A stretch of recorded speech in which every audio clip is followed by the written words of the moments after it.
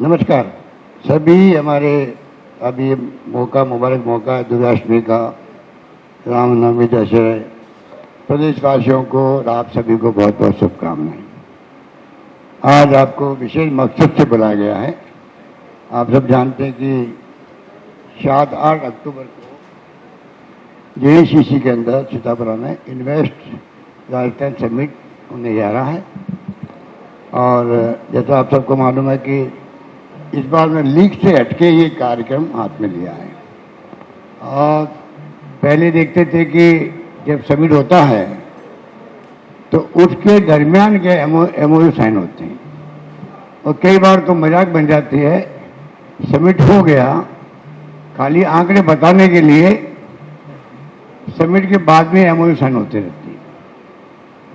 इस बार हमने थीम दी है कमिटेड और डिलीवर्ड।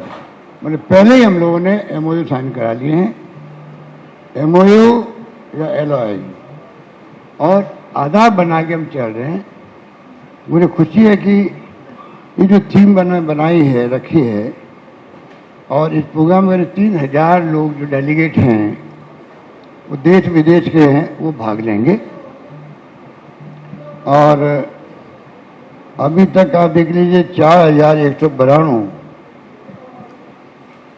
MOU और LOI साइन हो चुके हैं, 4192, और लगभग 11 लाख करोड़ के लगभग इन्वेस्टमेंट आने की संभावना रहेगी।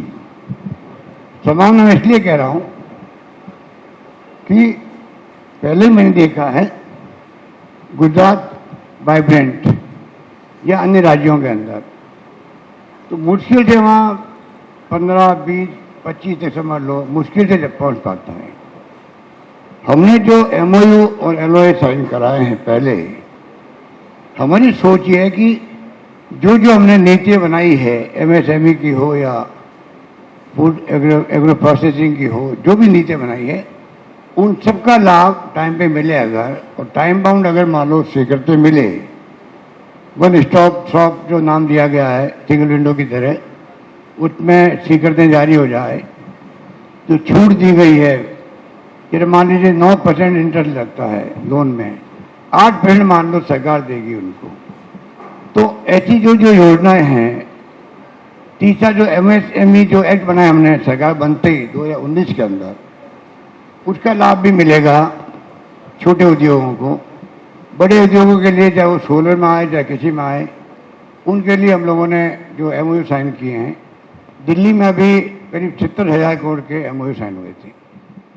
तो मैं आपको ये बताना चाहता हूँ कि इस बार सरकार ने नई पॉलिसी बनाई है कि पहले आप MOU साइन करो, और मेरे ख्याल से उसके कारण से 40% जो है, 40% स्वीकृति तो आपके 20% तो इन्वेस्टमेंट और 40% जो नंबर है उसके अंदर आपको स्वीकृति भी, इम्प्लीमेंट भी हो गया है और इम्प्लीमेंट अंडर इम्प्लीमेंटेशन है।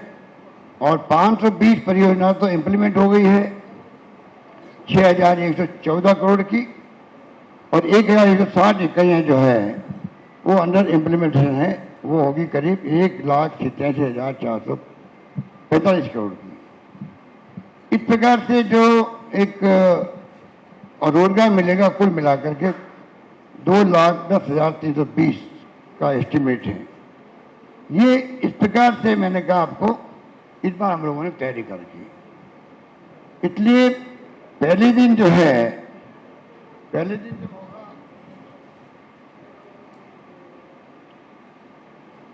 उसके अंदर उद्घाटन समारोह के बाद में 5 अलग अलग सेक्टोरल कॉन्क्लेव होंगे, जिसमें एक NRR, एक टूरिज्म का, एक स्टार्टअप के लिए, एक फ्यूचर रेडी सेक्टर के लिए, और एक एग्री बिजनेस के लिए। इस प्रकार से 5 सेक्टर को हमने चुना है। वैसे भी मैं आपको जो नोट दे रहा हूँ, एक पेज का भी दे रहा हूँ और इसको भी दे रहा हूँ जो डिटेल के अंदर, जिससे कि आपको अगले तीनों दिन जो है आसानी रहेगी कवरेज करने के अंदर भी, और आपको पूरी जो सरकारी योजना है उससे आप डिटेल में अवगत हो पाएंगे, ये मैं आपको निवेदन करना चाहता हूँ। 2 दिन का समिट है 7-8 तारीख को। ये तो मैंने कहा कि ये 5 सेक्टरल ये बनेंगे। इसके अंदर जो एक्सपर्ट है उनको बुला करके प्रत्येक सेक्टर के अंदर जो है किस प्रकार हम लोग इन सेक्टर के बारे में, चाहे टूरिज्म हो, चाहे एनआरआर हो, स्टार्टअप हो, चाहे एग्री बिजनेस हो, सबके ऊपर चर्चा होगी। और कैसे राजस्थान आज पहले वाला राजस्थान नहीं रहा है, बल्कि काफ़ी विकसित राजस्थान हुआ है। और हर जगह हम लोग हर ब्लॉक के अंदर अगर खोल रहे हैं रिको का इंडस्ट्री एरिया, वो भी अपना बहुत बड़ी बात है। इस रूप में हम लोगों ने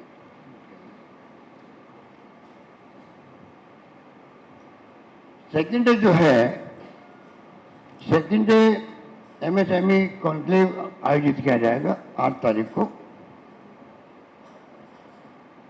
और इस कॉन्क्लेव के अंदर ज़्यादा उसमें परस्यू करेंगे हम लोग किस प्रकार जो छोटे बिजनेस हैं उनके ऊपर ध्यान केंद्रित हो, क्योंकि ये भी आपके जीडीपी में बहुत बड़ा योगदान करते हैं। तो इस प्रकार मैंने देखा कि जो स्मॉल इंडस्ट्री है एमएसएमई, वो जब कॉन्क्लेव होगा तो उसके अंदर खुल के चर्चा हो सकेगी और जो भी पॉलिसी बनी है उन सब पे कम से कम ध्यान ज़्यादा जाएगा, ये मेरा मानना है। इसमें हमने शिलान्यास और उद्घाटन भी रखे हैं 51 प्रोजेक्ट के। उसमें 18 लघु उद्योगों के हैं और 33 अन्य हैं। करीब 51 प्रोजेक्ट है 1.5 लाख करोड़ के, उसके उद्घाटन और शिलान्यास भी हो सकते होंगे।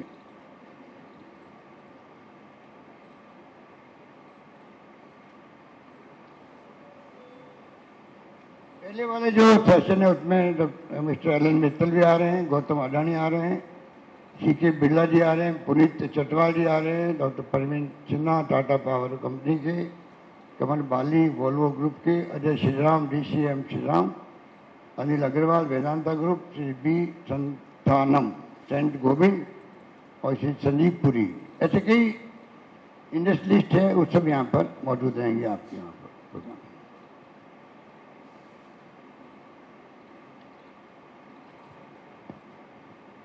सेक्टर वाइज मैंने बताया जो आपको मिल जाएगा कि किस प्रकार संख्या की दृष्टि से माइंस एंड मिनरल्स में 31%, कृषि व फूड प्रोसेस एग्रो प्रोसेसिंग के अंदर 17%, टेक्सटाइल में 9.5%, टूरिज्म में 9.3% और केमिकल पेट्रोकेमिकल में 5.5%, बाकी मिसलेनियस। ये संख्या की दृष्टि से ये ब्रेकअप रखा हम लोगों ने, जिसकी संभावना बनी रहेगी। इन्वेस्टमेंट जो होगा उसमें मेजर सेक्टर में ऊर्जा जो है एनर्जी 57% है, केमिकल पेट्रोकेमिकल में 18.2%, टेक्सटाइल में 9.5%, पेट्रोलियम में गैस के अंदर 5.9%, सीमेंट में 4.6% और टेक्सटाइल में 3.4%। इस प्रकार से इसको डिवाइड किया गया है। और बाकी जो हमने जो पॉलिसीज बनाई है उसमें राजस्थान निवेश प्रोत्साहन योजना आपको मालूम है 2019 से शुरू की गई है, रिप्स जो कहते हैं, बहुत पॉपुलर हुई है।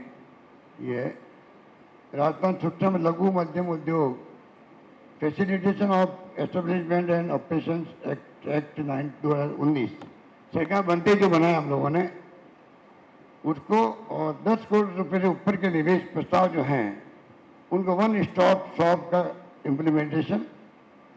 और नंबर 3 मुख्यमंत्री लघु उद्योग प्रोत्साहन योजना है, जिसमें इंटरेस्ट सब्सिडी मैंने आपको बताया था कि 9% इंटरेस्ट लगता है, उसमें 8% सरकार देगी। उसके अंदर हैंडीक्राफ्ट की नीति अलग बनाई है और एमएसएमई की नीति भी अभी हमें हाल ही में उसको वो डिटेल में मुझे बता नहीं आ सकता, नहीं 3 साल तक निरीक्षण नहीं होगा, स्वीकृति मुक्त रहेगी एमएसएमई नीति के अंतर्गत, उसको मैं डिटेल में नहीं जाना चाहता।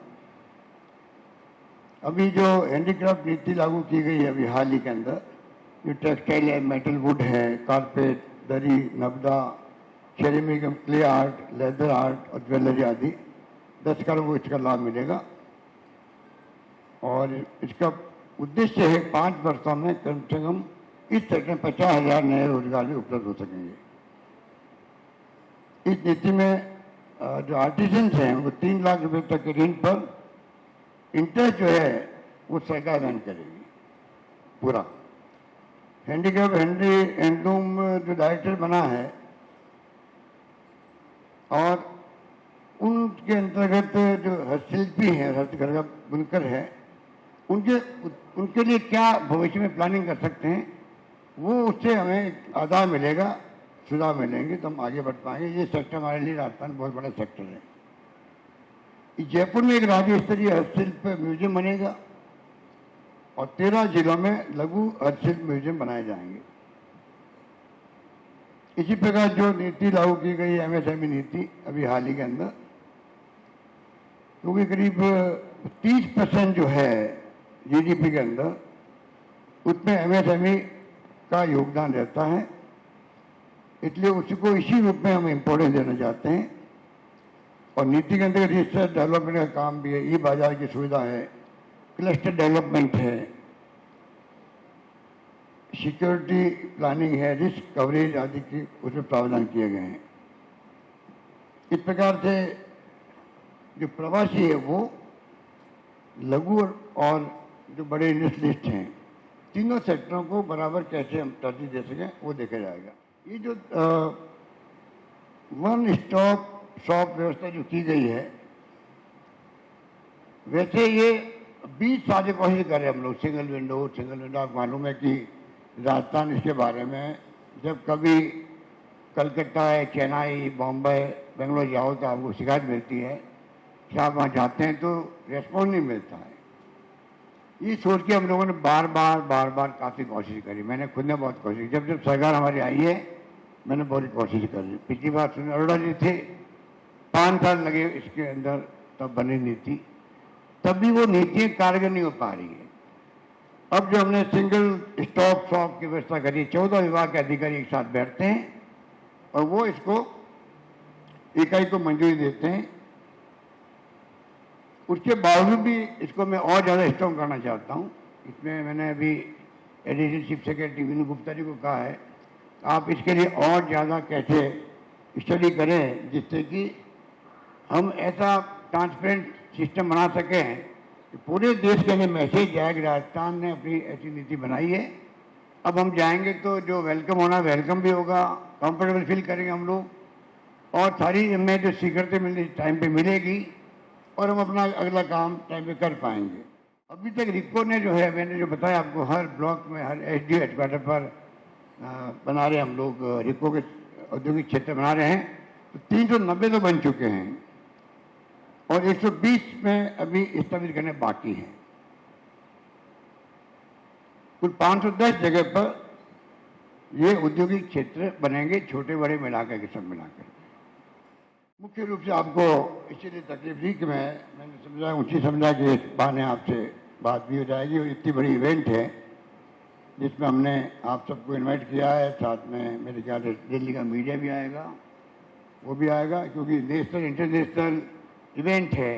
राजस्थान के इंटरेस्ट के अंदर राजस्थान की इमेज जो है इन्वेस्ट फ्रेंडली कैसे बने, मुख्य उद्देश्य ये भी है। इन्वेस्टमेंट आएगा तो मैं समझता हूँ कि रोजगार जो है, हमने एस्टिमेट लगाया कि अगर ये पूरा हो जाए तो कहने ही क्या, फिर तो आप देख लीजिए कि 9 लाख तक के रोजगार मिल सकते हैं। पर मैं खुद मानता हूँ, मुझे स्वीकार करने में कोई संकोच नहीं है कि जहाँ जहाँ पूरे देश के अंदर जो राज्य हैं जो इन्वेस्टमेंट सबमिट करते हैं उनकी जानकारी हम लोगों ने प्राप्त करी है, तो वो मुश्किल से 20% 25% तक पहुँचते हैं। हम कोशिश करेंगे, हमने जो एडवांस प्लानिंग करी है जिसका मैंने कहा कमिटेड और डिलीवर्ड हो चुका है, इसलिए मैं उम्मीद करता हूं कि अगर ये मैसेज जाएगा, ये माहौल बनेगा, उसका लाभ आने वाले वक्त में राजस्थान के लोगों को मिलेगा, रोजगार में भी मिलेगा, रेवेन्यू बढ़ेगी राजस्थान की। तो हम लोग और सोशल सिक्योरिटी, जो मेरी खुद की थीम है कि 21वीं सदी में हम पहुंच गए हैं, तो अब सोशल सिक्योरिटी में ध्यान देना चाहिए। कोई व्यक्ति तकलीफ में नहीं रहे, भूखा नहीं सोए, मेरा नारा है। भूखा नहीं सोए में से बात आ जाती है कि भूखा नहीं सोने का मतलब भूख ही नहीं है, कंफर्टेबल जिंदगी जी सके, उसको दुनिया के मुल्कों में जो सिक्योरिटी मिली हुई है हर परिवार को, वो परिवार की सिक्योरिटी हिंदुस्तान में लागू हो। राजस्थान में हम कई स्कीमें लाए, जो चिरंजीवी योजना हमारी है, या इंदिरा रसोई की योजना है, इंदिरा रोजगार योजना एक बहुत बड़ा ये फैसला है जिसका वेलकम पूरे देश के अंदर हो रहा है। नरेगा की तरह आपको शहरों में रोजगार मिलने लग गया है, फीडबैक भी अच्छा आ रहा है। तो जो हम सोशल सिक्योरिटी स्कीम लेकर आए हैं, और प्रधानमंत्री मोदी जी से हम बार बार रिक्वेस्ट कर रहे हैं, योजनाएं जो यूनिक राजस्थान की है, चाहे ओपीएस भी क्यों नहीं है, वो भी मानवीय दृष्टिकोण से की गई है, कर्मचारियों के लिए। आरजीएचएस क्यों नहीं है, आज कर्मचारियों को सीजीएसए की तरह जो भारत सरकार के कर्मचारियों को है, उसी ढंग से यहाँ के कर्मचारियों के लिए अब आराम हो गया है। उनको जो पहले तकलीफ आती थी, बिल पेश करो और कई पहले पेमेंट करो, फिर सब समाप्त हो गया है। तो तमाम फैसले हमारे क्रांतिकारी है। उसी रूप में हम चाहेंगे कि 4, 5, 6 फैसले ऐसे राजस्थान के अंदर है। ये उड़ान योजना भी है महिलाओं के लिए। ये तमाम योजनाएं पूरे मुल्क में लागू होना चाहिए, वक्त आ गया, ये हमारी मांग है। ये तो मैंने कहा आपको। इस बार जो अप्रोच जो मैंने बताई आपको, वो अप्रोच पहले नहीं थी, उसमें इस अप्रोच राजनीति का फर्क है। अभी देखिए ना आप, अब इस इवेंट के अंदर कोई एमओयू साइन नहीं होंगे, कोई एलओआई जारी नहीं होगा, जो होना पहले हो रहा है। और हम लोग कस्टमाइज पैकेज देना है। अभी कल ही हमने मीटिंग करी, आप लोगों ने मीडिया में दिया भी है, कल भी मीटिंग करके हमने जो प्रस्ताव है 33 प्रस्ताव लिए हैं, 1.5 लाख करोड़ के प्रोजेक्ट कल हमने क्लियर किए हैं। तो तमाम काम जो है इस बार पहले ही हो रहे हैं।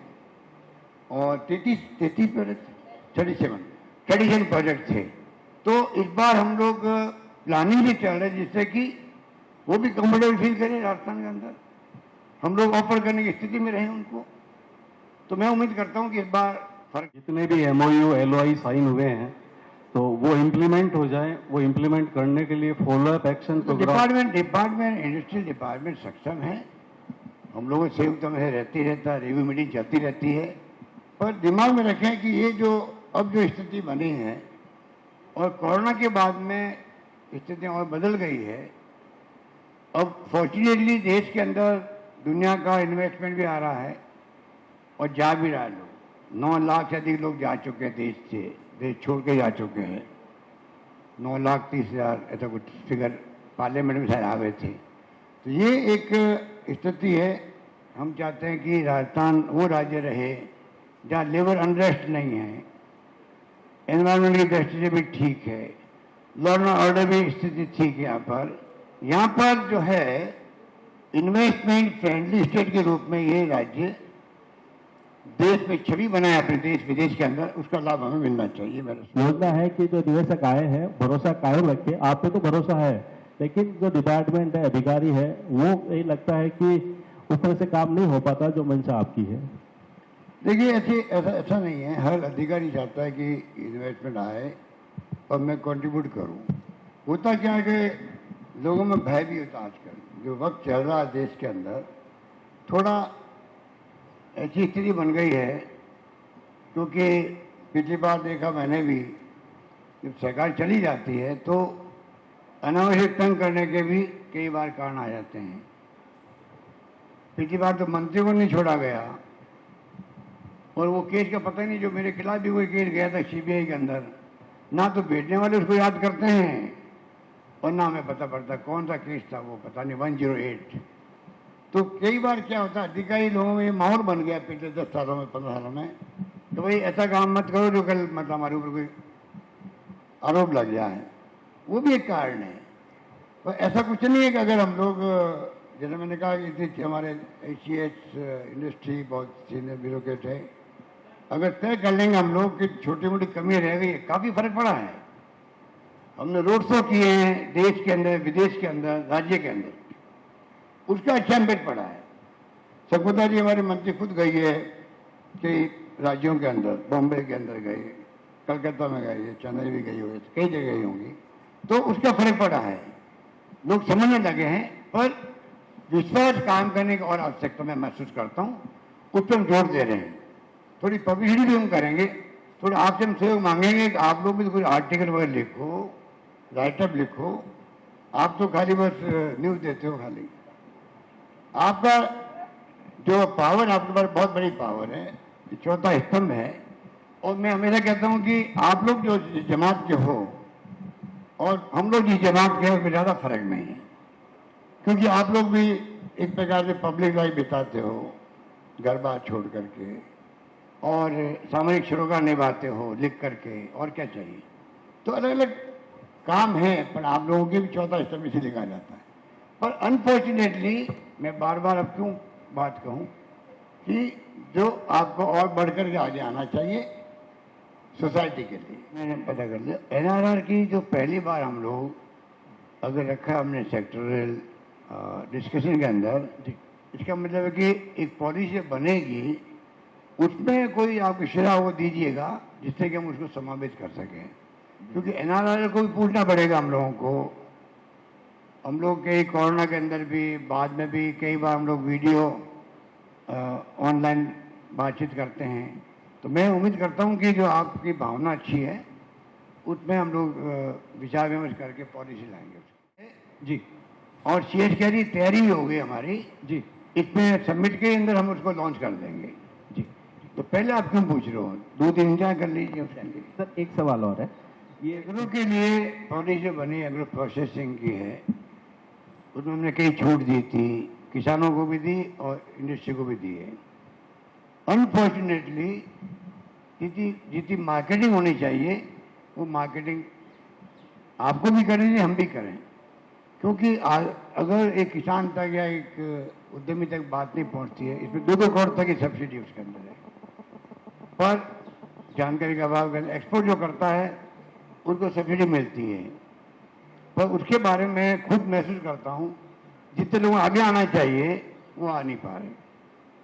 तो हमारा प्रयास है कि कैसे इसको आगे बढ़ाएं। पेट्रोकेमिकल में कोई लाभ मिलेगा इस समिट से? देखिए, वो हमारी बहुत टॉप प्रायोरिटी पर, आपको मालूम है, सबको मालूम है। अनफॉर्चुनेटली 5 साल डिले हो गया प्रोजेक्ट। जो प्रोजेक्ट लगभग 40,000 करोड़ का था, अब वो 70,000 करोड़ का हो गया। तो आप सोच सकते हो कि कोई प्रोजेक्ट को रोकने के मायने क्या हैं। इसलिए हम कोई गवर्नमेंट बदलती है, हम सरकार में आते हैं तो बिजली गवर्नमेंट के कोई प्रोजेक्ट हम रोकते नहीं है, जिसका ERCP तो एक जीता जागता उदाहरण है। और लोकतंत्र में सरकार बदलती रहती है, पर प्रोजेक्ट रुकेंगे तो एस्केलेशन होगा, प्राइस बढ़ेगी और पब्लिक को नुकसान होगा, जो आपने बताया है। अब बात हुई पेट्रोकेमिकल कॉम्प्लेक्स की, उसका काम हम साइमल्टेनियसली शुरू कर रहे हैं। मेरे ख्याल एरिया कितना है वो सर? नहीं, वो जो एरिया कितना लिए है 383 स्क्वायर किलोमीटर पे वो बनेगा। पर्यावरण स्वीकृति मिल गई है, काम चल रहा है और भारत सरकार पे गया हुआ है। भारत सरकार से परमिशन लेनी पड़ती है पेट्रोकेमिकल कॉम्प्लेक्स के लिए, वो प्रक्रिया अभी तक चल रही है, अभी तक हमें मिली नहीं है। हम लोग चाहते हैं जल्दी हमें मिल जाए, हमारी मांग रहेगी प्रधानमंत्री जी से, सर पत्र लिखा भी है हम लोगों ने। हम चाहेंगे कि जल्दी वो, मतलब हम कई बार रिक्वेस्ट कर चुके हैं, वो पर्यावरण स्वीकृति के अलावा भी ऐसा जब कंप्लेंट बनता है, क्योंकि HPCL भारत सरकार की कंपनी है, तो उनकी ड्यूटी है वो जल्दी, अगर जितना जल्दी स्वीकृत करेंगे उतना जल्दी स्टेट गवर्नमेंट को बड़ा काम है करना, इंफ्रास्ट्रक्चर डेवलपमेंट करना होगा, सड़कें वड़कें, पानी बिजली सब पहुंचाना होगा, तब जाके इंडस्ट्री आ पाएगी ना।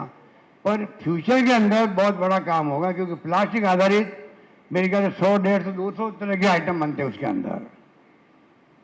किसे कहते हैं 200 तरह का आइटम बनना, और उसके लिए कितने उद्योग छोटे मोटे आएंगे, बाहर के नौजवान जाएंगे वहां पर, तो एक तस्वीर बदल जाएगी पूरे उससे। तो हम लोग उसमें लगे हुए हैं। माननीय मुख्यमंत्री जी, बड़ा अच्छा क्वेश्चन पूछा आपने, उसके लिए आपको शुक्रिया। आपको देखिए,